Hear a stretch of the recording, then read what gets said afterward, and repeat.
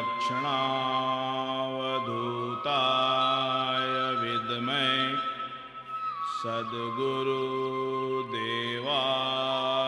धीमहि तन्नो अमृतनाथ प्रचोदयात्। ओम शांति शांति शांति।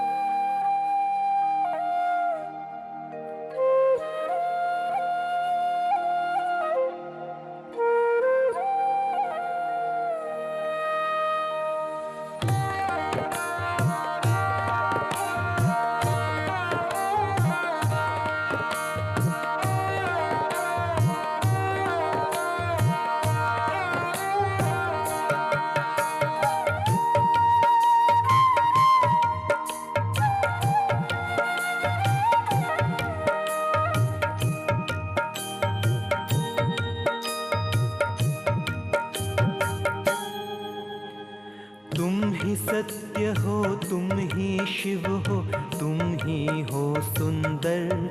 जय श्री बाबा अमृतनाथ, जय श्री बाबा अमृतनाथ। हरने को जन जन के दुख तुम आए धरती पर। जय श्री बाबा अमृतनाथ, जय श्री बाबा अमृतनाथ। सत्य हो, तुम ही शिव हो, तुम ही हो सुंदर। जय श्री बाबा अमृतनाथ, जय श्री बाबा अमृतनाथ। हरने को जन जन के दुख तुम आए धरती पर। जय श्री बाबा अमृतनाथ, जय श्री बाबा अमृतनाथ।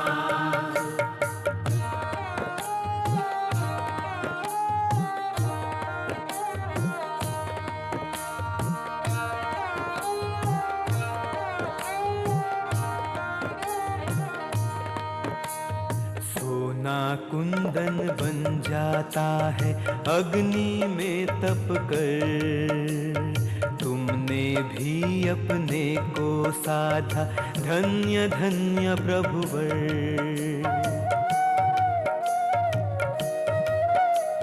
सोना कुंदन बन जाता है अग्नि में तप कर। तुमने भी अपने को साधा, धन्य धन्य प्रभुवर। तुमने सिखाया दुनिया को कैसे सुधरे जीवन। ध्यान तुम्हारा धर के बनता है जीवन पावन।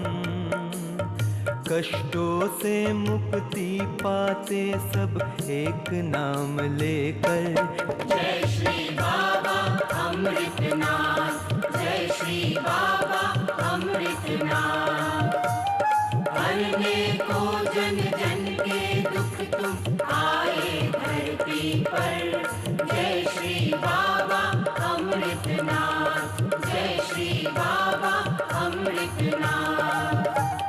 तुम ही सत्य हो, तुम ही शिव हो, तुम ही हो सुंदर। जय श्री बाबा अमृतनाथ, जय श्री बाबा अमृतनाथ। जय जय बाबा अमृतनाथ, जय श्री बाबा अमृतनाथ।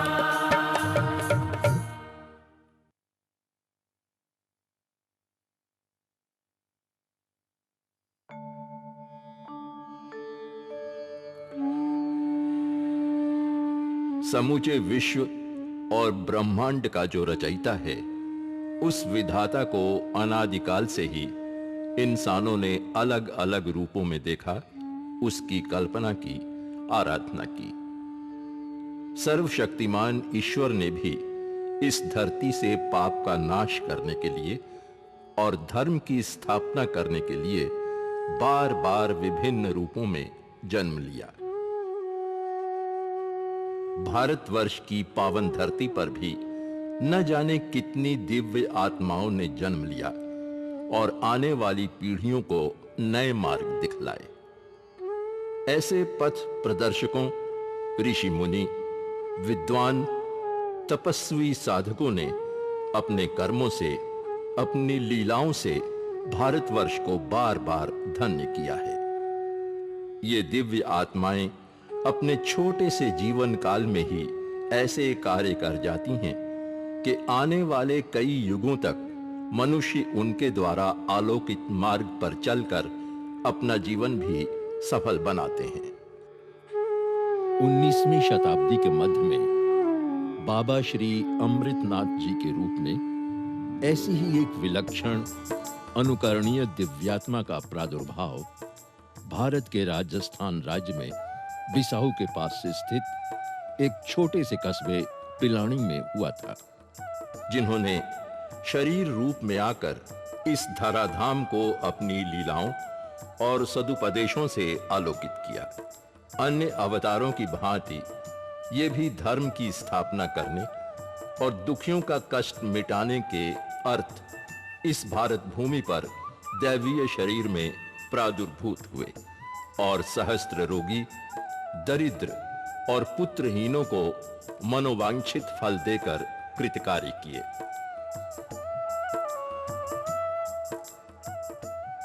उनके द्वारा प्रकाशित आलोक आज भी जन जन के मन मंदिर को प्रकाशित कर रहा है। आइए हम सब मिलकर उसी पुण्यात्मा बाबा श्री अमृतनाथ जी के जीवन चरित्र का अवलोकन करें और प्रयास करें कि उस प्रकाश की किरणों से हम अपने भी जीवन में फैले हुए अंधकार से मुक्ति पा सकें।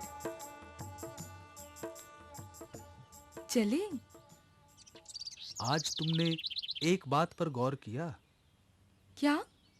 रोज ही सुबह होती है, सूरज भी रोज पूरब से निकलता है, पर आज जैसे पूरब दिशा की लालिमा और भी ज्यादा लग रही है। देखो कैसी शीतल मंद हवा चल रही है। हाँ, आज मन बड़ा प्रफुल्लित हो रहा है। मगर रोज तो ऐसा नहीं होता। मैंने सुना है जब कुछ अच्छा होने वाला होता है, जब कोई शुभ कार्य होने वाला होता है, तभी ऐसी अनुभूति होती है। भगवान करे ऐसा ही हो। लेकिन क्या अच्छा होने वाला है आज? अब यहाँ खड़े खड़े यही सब सोचते रहेंगे क्या? चेतन राम जी के घर नहीं जाना है? उनके यहाँ संतान का जन्म होने वाला है। जल्दी चलिए, वरना हमें देर हो जाएगी। हाँ हाँ, चलो।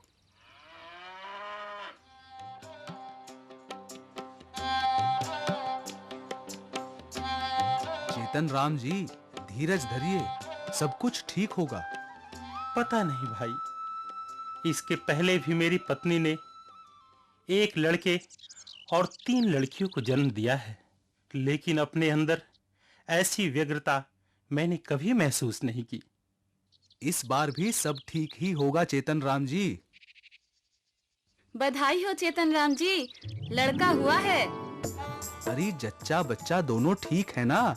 हाँ हाँ, दोनों ठीक हैं, पर मैंने तो अपनी जिंदगी में ऐसा चमत्कार देखा ही नहीं। बच्चे के जन्म के समय हर माँ को थोड़ी बहुत पीड़ा होती है, पर इनकी पत्नी को जरा भी पीड़ा नहीं हुई। और तो और बच्चा भी सर की तरफ से नहीं, पैर की तरफ से पैदा हुआ, और पैदा होने के साथ ये रोया भी नहीं, ये तो हंस रहा था। शरीर भी देखिए, 1 साल के बच्चे के जैसा लग रहा है। अरे इसके मुंह में तो दांत भी है। वही तो। भाई चेतन राम, मुझे तो ये चमत्कारी बालक लगता है। अब मुझे मेरी व्यग्रता का कारण समझ में आ रहा है। हे प्रभु, तेरी लीला समझ पाना हम आम इंसानों के बस की बात नहीं। सच कहा चेतन राम। भाई, मैं तो सोच रहा हूं कल ही ज्योतिषी को बुलवाकर जातक की कुंडली बनवाऊंगा। क्या देखा पंडित जी? अद्भुत। अकल्पनीय। मेरी गणना बता रही है जजमान कि जिस जातक का जन्म ऐसी राशि में होता है वह दयालु, परोपकारी और पूर्ण ब्रह्मचारी होता है। ये बालक राग द्वेष रहित ईश्वरीय ज्ञान का ज्ञाता और पूर्ण वैरागी होगा। और महाराज, ये बचपन से ही अपने अद्भुत चमत्कारों से संसार को चकित कर देगा और कुछ समय पश्चात सन्यासी बनकर दुनिया में भ्रमण करता रहेगा। बड़े-बड़े पंडित और साधु भी इसकी बातों से चकित होंगे और चारों तरफ इसका यश फैलेगा। इसके उपदेशों से हजारों मनुष्यों का उद्धार होगा। लाखों रोगी इसकी कृपा से निरोग तथा सुखी होंगे। सच महाराज? यही नहीं चेतन राम जी, इसके बताए मार्ग पर चलकर और इसके आदर्शों को मानकर मनुष्य समाज का भला होगा। लोगों में ईश्वर और ईश्वर की भक्ति के प्रति आस्था बढ़ेगी। इसे एक देवीय पुरुष के रूप में ख्याति मिलेगी। ये मेरे लिए परम सौभाग्य की बात है महाराज। अब आप इसका नामकरण भी कर दें। इस चमत्कारी दैवीय बालक का नाम होगा यशराम। यशराम, ये तो वाकई बहुत अच्छा नाम है। चेतन राम, तुम बहुत भाग्यशाली हो कि तुम्हारे घर में ऐसे पुत्र ने जन्म लिया है। परंतु ऐसे पुत्र को पाकर भी तुम्हारे चेहरे पर ये चिंता की लकीरें कैसी? मुझे चिंता इस बात की है भाई कि आज 5 दिन हो गए उसे जन्मे, मगर उसने अब तक अपनी माता का दूध नहीं पिया है। अद्भुत बालक की अद्भुत लीला। तुम चिंता मत करो, सब ठीक हो जाएगा। मैं तो इसी चिंता में डूबा हुआ था कि कल रात मैंने अचानक एक सपना देखा। कैसा सपना? कभी लगता था मेरा पुत्र है, कभी किसी दिव्य पुरुष जैसा दिखता था। कहने लगा, मुझे अपना पुत्र समझकर व्यर्थ की माया मोह में ना पड़ो। मैंने तुम्हारे पुत्र के रूप में जन्म लिया है, पर तुम मुझे अपना पुत्र मत समझना। मानव जीवन तो मोह माया का जाल है। बचपन से बुढ़ापे तक हम इंद्रियों के सुख साधन में लगे रहते हैं। जन्म से पहले गर्भ में कैसी कैसी यातनाएं भोगनी पड़ती है। बड़े कष्ट में ये अवस्था कटती है। किशोर अवस्था में घर के कामकाज, माता पिता की ताड़ना, पढ़ने लिखने का कष्ट और मौज मस्ती में बाधा के कारण दुखी रहना पड़ता है। फिर युवा अवस्था में विवाह के बंधन में पड़कर स्त्री के मोह में भोगी बन जाना पड़ता है और धन कमाने की लालसा में चोरी, बेईमानी और झूठ का सहारा लेना पड़ता है। संतान पैदा होती है तो उनके प्यार में माता पिता को भूल जाता है। संतान नीच निकल आती है तो वो कर्मों को रोता हुआ दुखी रहता है। अब आती है वृद्धावस्था।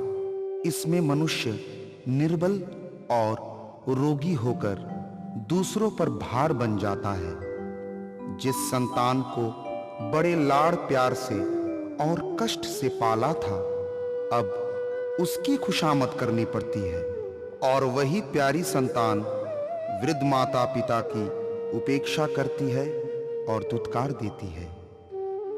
फिर आता है मृत्यु का दुखदायक समय। किसी प्रकार मृत्यु होती है और फिर वापस जन्म लेना पड़ता है। यह है जन्म और मृत्यु की कहानी। मेरी बातों पर विश्वास करो और इस कठिन यातना से मुक्ति पाने का प्रयत्न करो। मेरे शरीर द्वारा कैसे कैसे कार्य होंगे तुम अपनी आंखों से देखोगे, किंतु जो ज्ञान तुम्हें इस समय है वह ज्ञान बाद में रहना कठिन है। जैसे अर्जुन को भगवान श्री कृष्ण के संग रहने पर भी वह ज्ञान जो कृष्ण के विषय में होना चाहिए था वो उत्पन्न नहीं हुआ और बाद में पश्चाताप करना पड़ा। अच्छा, बड़ा विचित्र सपना था। ज्योतिषी महाराज ने बिल्कुल ठीक कहा था। तुम्हारा पुत्र जरूर कोई दिव्य पुरुष है। दिव्य पुरुष तो वो थे ही, इसीलिए तो अपने जन्म के साथ ही उन्होंने लोगों को चमत्कृत करना शुरू कर दिया।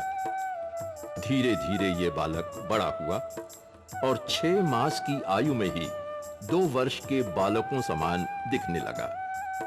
1.5 वर्ष का होते न होते ये 6 वर्ष के बच्चों को भी खेल में हराने लगे।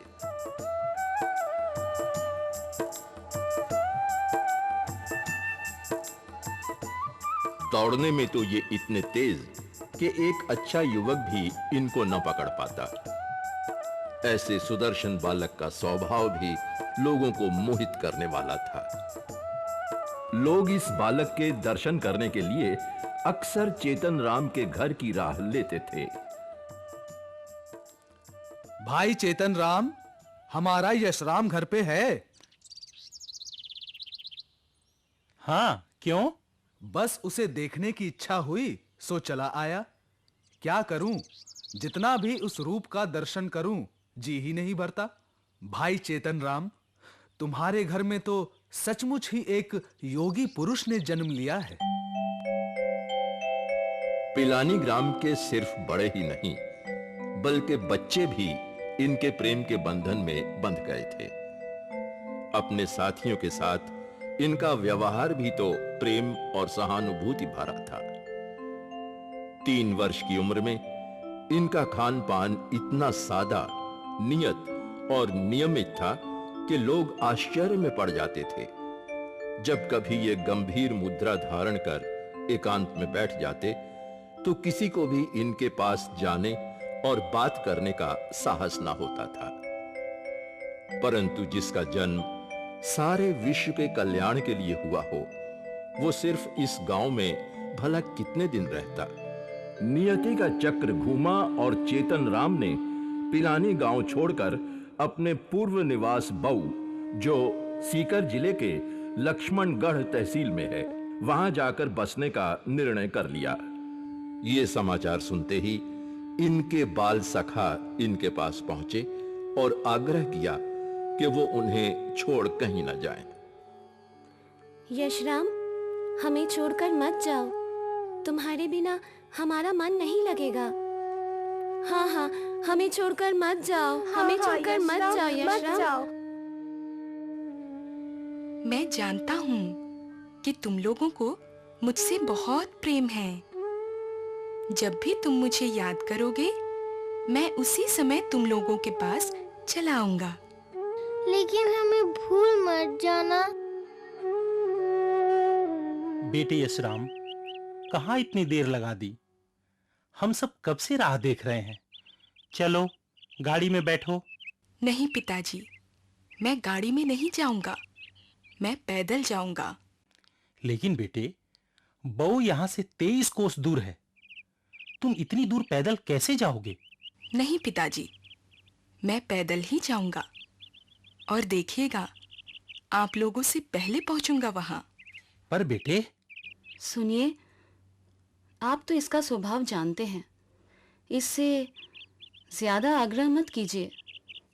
ये जैसा चाहता है वैसा ही करने दीजिए इसे। ठीक है, जैसा तुम ठीक समझो। 23 कोस यानी लगभग 74 किलोमीटर का अनजान सफर यशराम ने 3 वर्ष की छोटी सी उम्र में पैदल ही तय किया।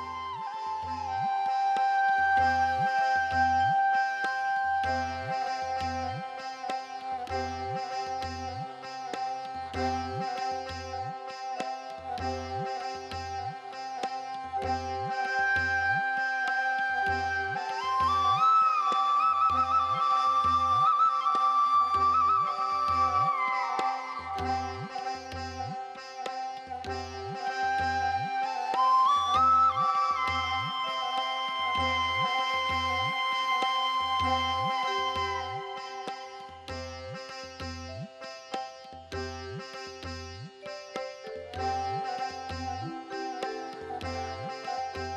में कोई कष्ट नहीं हुआ ना चेतन राम जी? कष्ट तो नहीं हुआ, पर एक चिंता खाए जा रही है। यशराम जिद करके पैदल ही चला वहां से। पता नहीं वो कब तक पहुंचेगा यहाँ। वो तो आप लोगों के आने से 3 घंटे पहले ही पहुंच गया था यहाँ। लो, वो आ गया। और इस प्रकार बालक यशराम ने 3 वर्ष की आयु में लोगों को प्रथम चमत्कार दिखाया। धीरे धीरे नन्हे यशराम के इस चमत्कार की खबर दूर दूर तक फैल गई और यहां भी लोग इनके दर्शन करने के लिए आने लगे। कितनी दर्शनीय छवि है इस बालक की। मुझे तो ये साक्षात गरुड़ के अवतार लगते हैं। ध्यान मुद्रा में देखो, लगता है भगवान शिव या भगवान गोरक्षनाथ जी बैठे हैं। इनके दर्शन करके मैं तो धन्य हो गया, धन्य हो गया। धीरे धीरे इनकी प्रसिद्धि फैलने लगी। घर वालों ने भी इन्हें दैवी पुरुष मान लिया। समय बीता और ये 7 साल के हुए, मगर इनकी विलक्षणता 7 साल की आयु में ही ये 15 वर्ष से कम के नहीं दिखते थे। अपने हम उम्र बालकों के साथ ये भी अपने पशुओं को लेकर चराने चले जाते और वन में जाकर ध्यान लगाकर बैठ जाते।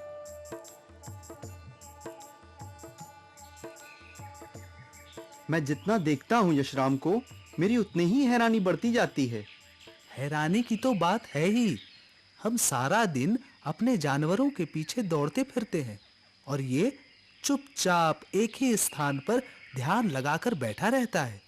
फिर भी इसके पशु इधर-उधर नहीं भटकते। मुझे ऐसा लगता है जैसे पशु भी इससे कुछ ऐसा प्रेम करते हैं जैसे मनुष्य अपने साथी से करता है। और नहीं तो क्या, जहां चरना चाहिए वहीं चरते हैं और ठीक समय पर लौट भी आते हैं और बिना बोले सब समझते हैं। कमाल है। कमाल नहीं, मेरे पिताजी कहते हैं ये भगवान का अवतार है। लोग उनके बारे में तरह तरह की बातें करते, मगर यशराम कभी-कभी